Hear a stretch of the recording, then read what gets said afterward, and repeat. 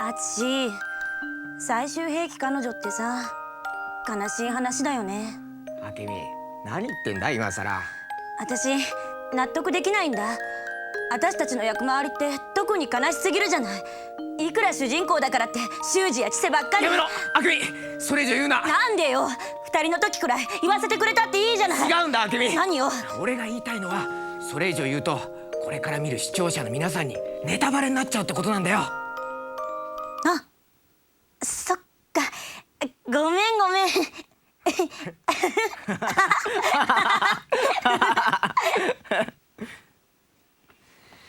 ということで、最終兵器彼女 DVD ボリューム3特典映像、今回は明美役の杉本裕太、淳役の白鳥哲でお送りします。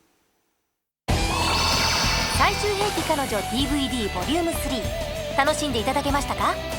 今回の映像特典に出演してくださるのは明美役杉本優さんと淳役白鳥哲さん、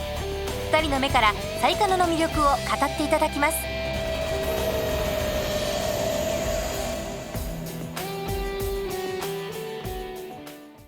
こんにちは、最終兵器彼女淳役の白鳥哲です。皆さんこんにちは、明美役の杉本優です。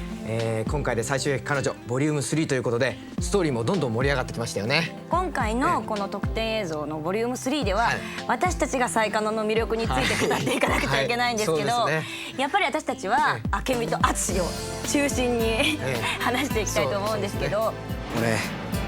守ってやりてえ女がいるんだ。これから世界でどんなことが起こっても俺その女を守りたい。白鳥さんにとってやっぱり淳っていうのはどういう役でした？やっぱりね、すごい男っぽいキャラクターだなっていうふうに思うんですよ。で、特にね一番思ったのは自分の好きな人が、ほら自分のこと好きなわけじゃない、自分の友人のこと好きなわけじゃないですか。しかも大親友で、それでもその人のために戦いに行くっていうね、言っちゃうその潔さっていうかね、そういうところがねすごい男っぽいなっていうふうに思ったんですよ。そうですよね、男らしいですよね。そうですね、振り向いてもらえなくても行くって決めていくっていう。いやでもね、なかなかねそういうふうに言えないと思いますよ実際。ありえない。施設と別れたんだって。バカ。明美はどうですか？明美はなんか結構物をポンポンポンポン言ってるように見えるじゃないですか。やっぱり修二とかに対して言葉もきついし、でもなんか本当に言いたいこと、修二に対してすごいちっちゃい時から好きで、なんか写真なんかもね、ずっと修二が中心に写ってる写真をずっと大事に持ってたりとかして、そうやってなんか本当に言いたいことは言えないっていう、なんかすごい女の子らしい子だなと思って。あとやっぱり明美もそうなんですけど、淳と明美って修二と千世より大人じゃないですか。そうだね。なんか、友達も大事、自分の気持ちも大事って、なんか両方大事にしちゃって、結局なんか幸せになれないみたいな。そうそれがちょっと悲しいなみたいな。振り向いてくれないと分かっていながら、その愛を貫き通そうとする淳。軍に入隊後も明美のことを思い続ける。もうちょっと明美と一緒にいりゃよかったな。一方明美も淳の気持ちを知りながら、そして親友千世を思いやりながらも、やはり修二のことが忘れられない。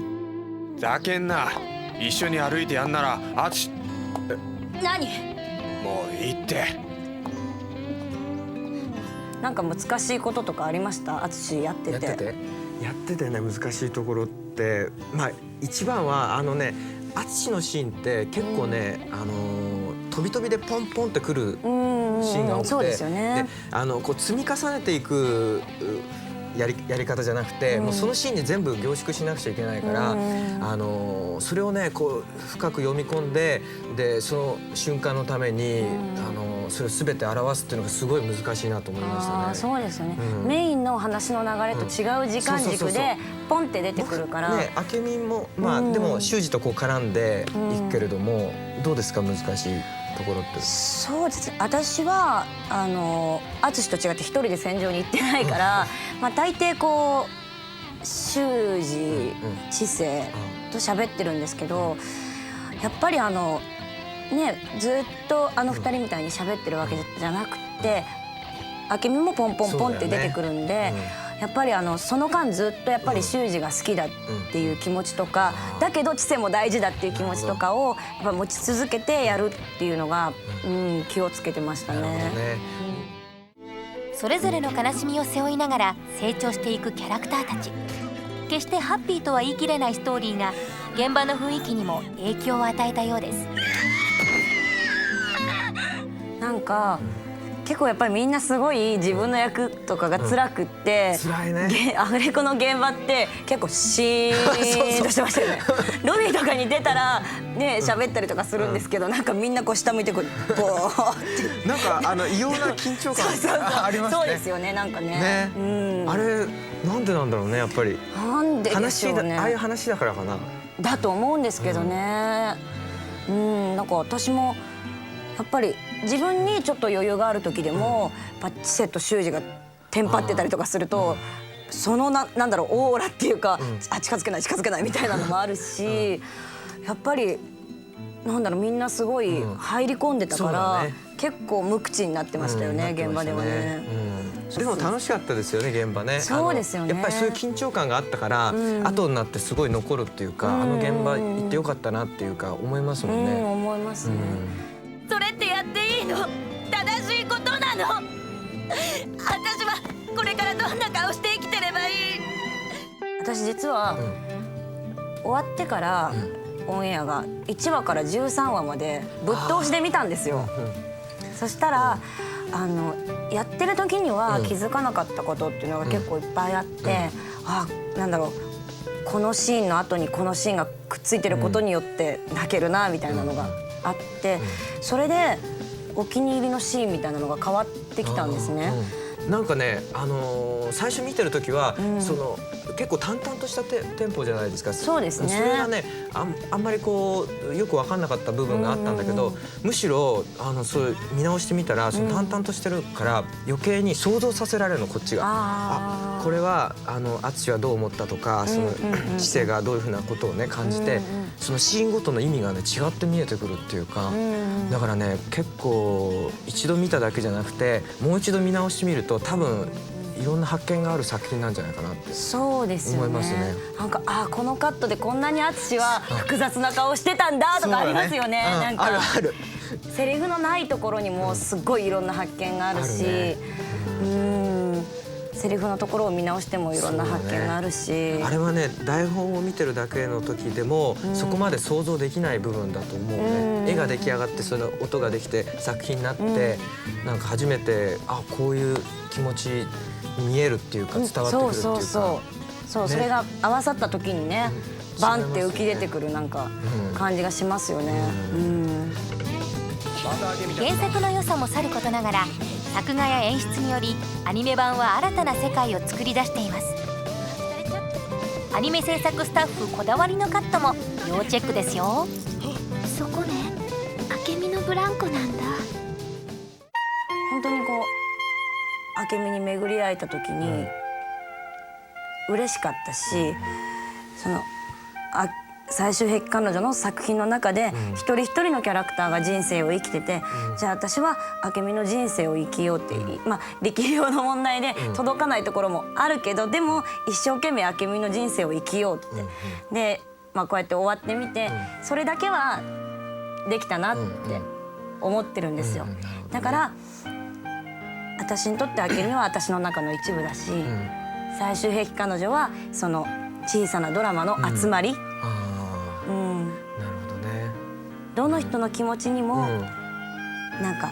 私にもあるなっていうのが散りばめられてる作品でしたね。いろんなだから見てる世界がねそれぞれ違うから、そういうのが折り重なった世界が最終兵器彼女っていう感じしますよね。で同時に一番考えたのは、結構ね原作読んだ時も思ったんですけど、この作品ってすごく今っていう時代を表してると思うんですよ。なんかすごく一見平和に見えるんだけど、一方でなんか戦争のことがあったりとか、その危険性っていうのをはらんでるって、その中でいかにその僕たちが生きていくかっていうか、何を大事に生きていくかみたいなこと、そういうものをね淳の役とかあと修二を見ながらも考えたし、すごく奥行きの深い作品なんだなっていうのを、やってて思った作品が僕にとって最終彼女ですね。この作品は本当に子供の人、大人の方、おじいちゃんおばあちゃん、みんなに本当なんか見てほしいなって改めて思いましたね。みんな多分感じ方が全然違う、違うと思うね、と思うから、いろんな感じ方ができる作品だよね。あらゆる角度から楽しむことができるアニメ版最終兵器彼女。見れば見るほど深みを増していくストーリーをこの DVD で何度でもお楽しみください。修二、あたしらは体育会系だ。お、というわけで今回は2人でお送りしてきたんですけれども、皆さんいかがだったでしょうか。ね、盛り上がってくるんですけど、話はそうですね、どんどん悲しい方向にこうね展開していくんですよ本当ねに。泣けてきちゃいますよね。もうなんか泣ける話ばっかりですよね、これからきっとね。まあね、これから先の展開はこの続きのお楽しみということで、最終兵器彼女 DVD ボリューム4もぜひぜひ見てくださいね。というわけで今回は淳役の白鳥哲人、明美役の杉本優がお送りしました。さようなら。